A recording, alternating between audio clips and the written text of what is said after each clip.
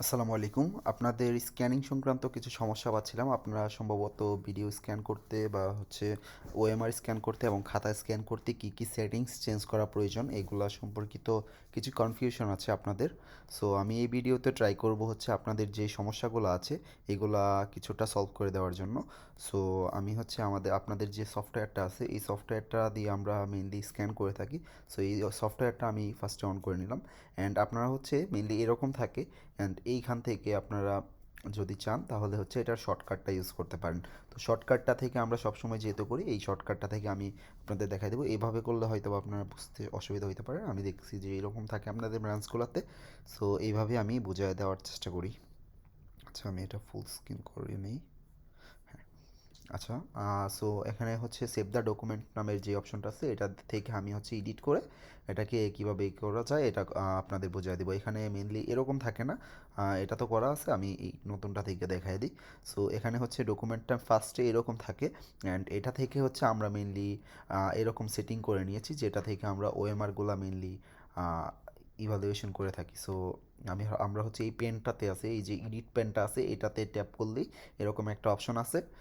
So এই অপশনে ফার্স্টে ডকুমেন্ট নামের যে অপশনটা আছে এটা থেকে আমরা এটা থেকে এডিট করব।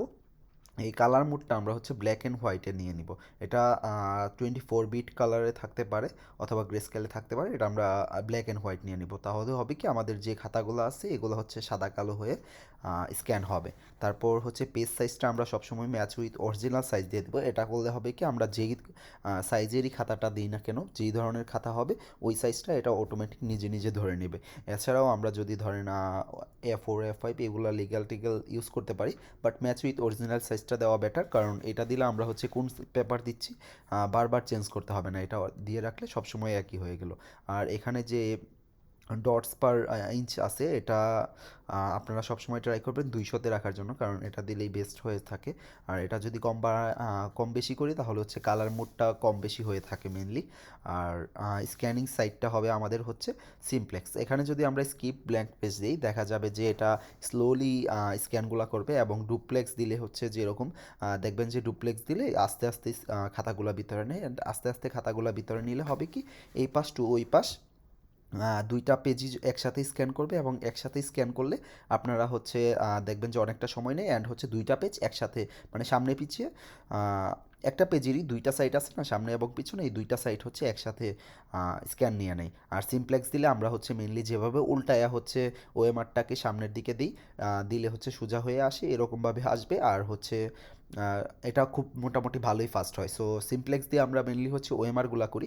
আর আমাদের যদি এরকম কোনো খাতা থাকে যেটার সামনেও লেখা পিছনেও লেখা, সো আমি তো বারবার একটা পেজ দিব আবার উল্টায় দিয়ে আবার রিট্রাই দিব না। সো তখন আমরা ডুপ্লেক্স দিয়ে একসাথে দুইটা পেজ এপি টু পিট দুইটাই স্ক্যান করে নেব। সো আমি সিমপ্লেক্সটা ইউজ করতেছি, কারণ আমরা মেনলি ওএমআরগুলাই বেশি করে থাকি। সো এই কারণে সিমপ্লেক্সটা ইউজ করবেন।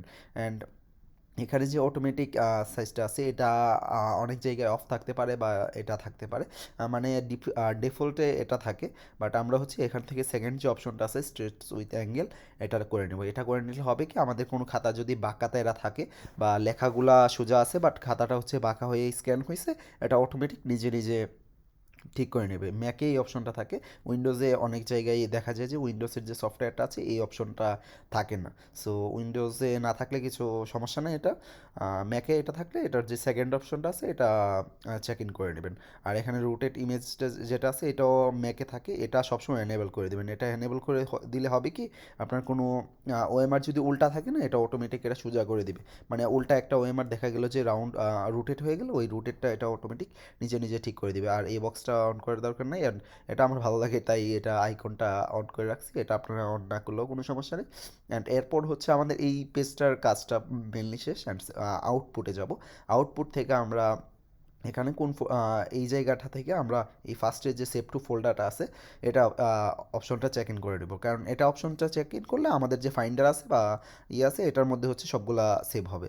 সো আমরা এটা থেকে ফাইন্ডার বা যেটাই বলেন আপনার ডেস্কটপে এটা হবে। সো আমরা এই সেভ ইন ফোল্ডার ইউজ করবো। অ্যান্ড ইউজ দ্য ফিল নাম এই চেক বক্সটা অন করে দিব। এখানে এটা অন করে দিলে হবে কি আমাদের যে ফাইল নেমটা আছে এটা আমরা কাস্টমাইজ করে নিতে পারবো, বারবার আমাদের মতো আমরা এটা ইউজ করতে পারবো। সো এটা আমি একটু পর দেখাচ্ছি। এর আগে ফাইলটা কি করবেন আপনারা, যদি খাতা বা অন্য কিছু স্ক্যান করেন তাহলে হচ্ছে এটা পিডিএফে দিবেন আমাদের। ধরেন আমরা আজকে একটা আইবি এর খাতা আছে, আইবি এর খাতাটা স্ক্যান করে আমাদের পাঠাচ্ছেন, এটা পিডিএফে দিলে আপনার জন্য বেটার হয়। অ্যান্ড পিডিএফে দিলে আরও কিছু সেটিং আছে, এটা আমি আপনাদের দেখাই দিচ্ছি। এর আগে হচ্ছে পিএনজিটা, আমরা যে ওএমআরগুলো নিই ওএমআরগুলো সবগুলো হবে পিএনজি ফাইলে, এটা না হলে কিন্তু আপনার ইভ্যালুয়েশনে ইরোর আসবে। সো ইরোর আসলে অনেক প্যারা খাওয়া লাগবে, সো বারবার এটা আবার স্ক্যান করা লাগবে। সো এজন্য হচ্ছে আমাদের ওএমআরগুলো পিএনজি ফাইলে দিবেন, অ্যান্ড হচ্ছে পিডিএফে হচ্ছে আমাদের অন্যান্য খাতা বা যেগুলো আমরা বলে দেবো হচ্ছে পিডিএফ করে দেন, ওইগুলো পিডিএফ করবেন। অ্যান্ড পিডিএফের মোড সেটিংয়ে গেলে আপনারা এই অপশনটা পেয়ে যাবেন। এই অপশনটার মধ্যে হয় কি, এই অপশনটার মধ্যে হচ্ছে আমরা অনেকগুলো পেজ একসাথে করে একটা ফাইল সেভ করতে চাচ্ছি, না হচ্ছে save all files in one file, নাকি ক্রিয়েট প্রত্যেকটা ফাইলের জন্য মানে প্রত্যেকটা পেজের জন্য আলাদা আলাদা ফোল্ডার করবে এটা চাচ্ছি। এটা এখান থেকে চ্যাকিং করা যায়। তো আমি হচ্ছে সবগুলা ফাইল একসাথে হয়ে যাবেন, একসাথে হয়ে একটা ফাইলে হবে, এটাই আমরা চাই। সো এটার জন্য আমরা এই ফার্স্টে এটা করে দেবো, আর এইখানে যে চেকবক্সটা আছে এটা সবসময় ওয়ান রাখবো, এটা ওয়ান রাখলে একবারই এটা সেভ হবে। অ্যান্ড এই বাকি সব কিছু যেগুলো আছে নিচেরগুলো কিছু চেঞ্জ করার দরকার নেই। সো এটা দেখে নেবেন যে ওয়ানটা আছে কিনা, এটা থাকলে বেস্ট। অ্যান্ড দেন হচ্ছে সেভ ইন ফোল্ডার, আমরা কোন জায়গায় এটা সেভ করব এটা হচ্ছে আমাদের মেন। সো এখান থেকে আমরা এটা ডেস্কটপ দিয়ে বা হচ্ছে ডকুমেন্টস দিয়েও আমরা সেভ করতে পারি। এটা করলে সরাসরি কোন জায়গায় যাবে এটা আমরা শিওর থাকি না, এই কারণে হচ্ছে আমরা ব্রাউজ দিয়ে মেনলি হচ্ছে এটা থেকে ধরেন ডকুমেন্টসে বা ডেস্কটপে আমি সেভ করতে চাইতেছি, এখানে একটা নিউ ফোল্ডার করে নিলাম, আমি নিউ ফোল্ডার করে একটা নাম দিলাম আমি এখানে দিয়ে, এটার ভিতরে ধরেন এটার ভিতরে আবার হচ্ছে আমি আরেকটা ফোল্ডার করতে চাচ্ছি, এখানে থেকে নিউ ফোল্ডার করে আমি হচ্ছে ধরেন না এটা 8টার ব্যাচ। সো এটিএম দিয়ে আমি একটা ফোল্ডার করলাম, অ্যান্ড এটার ভিতরে হচ্ছে আমার ওপেন দিয়ে দিলে এটার ভিতরে অটোমেটিক সেভ হবে। এরকম আপনারা হচ্ছে যে কোনো টা চাইলে করতে পারেন। সো আমি ধরেন এটিএম এর একটা খাতা আছে, আমার রোলটা মনে করেন ওর এটা এরকম একটা রুল আছে, এটা দিয়ে এটা দিয়ে আমরা হচ্ছে একটা সেভ করে দিলাম। সো এটা দিয়ে করলেই মোটামুটি হচ্ছে এটার পরে অটোমেটিক পিডিএফ নিয়ে নিবে। আমরা ধরেন এটা মিরপুরের একটা খাতা, মিরপুরের খাতা বিদায় মিরপুর লিখে দিলাম, মিরপুর লিখে দিলে মোটামুটি হচ্ছে মিরপুরের এটা রোল আমি এটা বুঝে যাইতে পারবো আলাদা আলাদা খাতার কারণে। আর যদি আমার ইয়ে হয় ধরেন এটা হচ্ছে ওএমআর, সো আমি হচ্ছে এটা ওএমআর এর জন্য আমি মিরপুর ধরেন এইটএম এর খাতা, এইটএম দিয়ে আমি হচ্ছে করে দিলাম, এইটএম করে দিলে দেখা যাবে এটার পরে পিডিএফ করলে পিডিএফ আর পিএনজি করলে পিএনজি ফাইল চলে আসছে, অ্যান্ড এটার ভিতরে সেভ হয়ে যাইতেছে। সো এইটুকু করলে আমাদের মোটামুটি আহ, এই যে সেটিংস আছে সেটিংস শেষ। অ্যান্ড অপশন এটা অন করে রাখলে হচ্ছে এডিটের পরে আপনার এডিট করা যায়, যদিও আমরা করি না। তবুও এগুলো থাকুক আর না থাকুক এগুলো আপনাদের দেখার কোনো দরকার নেই। আপনারা হচ্ছে আউটপুটটা আর ডকুমেন্টটা এই দুইটা ঠিক করে ক্লোজ করে দিবেন। অ্যান্ড হচ্ছে আপনাদের প্রিন্টারটা তো যখন হচ্ছে মানে হচ্ছে প্রিন্টার না, আপনাদের স্ক্যানারটা যখন একসাথে এটাতে ইয়ে করা থাকবে প্লাগড ইন করা থাকবে, তখন হচ্ছে এরকম সেটিংটা ঠিক করার পর এই জায়গায় এই পুরোটা বক্সের ভিতরে যে কোনো জায়গায় আপনারা যদি ট্যাপ করেন এই স্ক্যানটা হয়ে যাবে।